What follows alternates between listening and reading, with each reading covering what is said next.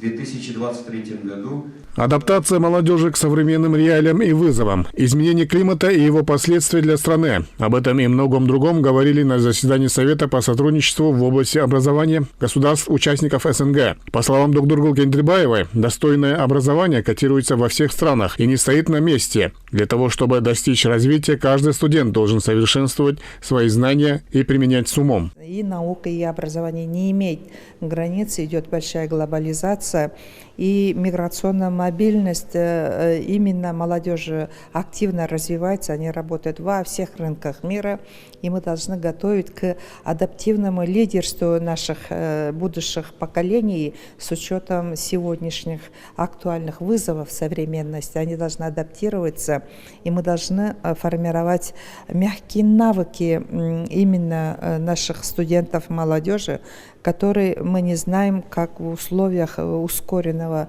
развития именно цифровизации, они должны уметь быть гибким, уметь работать в команде.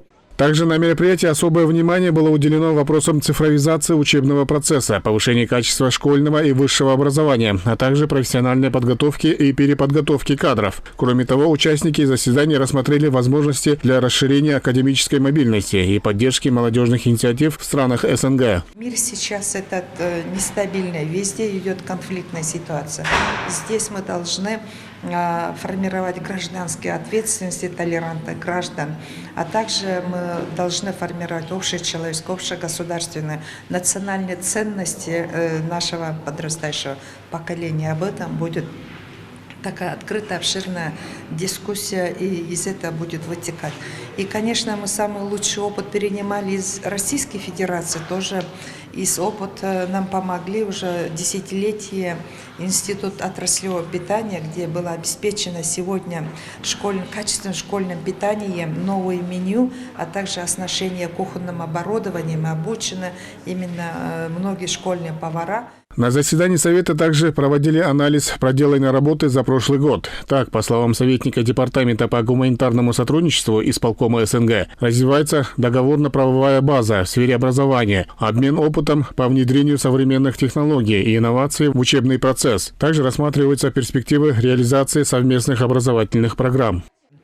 Разработаны проекты документов о создании базовой организации в области школьного питания, базовой организации в сфере информационного обеспечения образовательных систем в новой редакции. Приниматься будут сегодня решения об изменении редакции положения о Совете. Сегодня анализируется реализация соглашения о сетевом университете Содружества независимых государств. Яркий, интересный проект, который в сетевой форме обучает магистров на пространстве Содружества.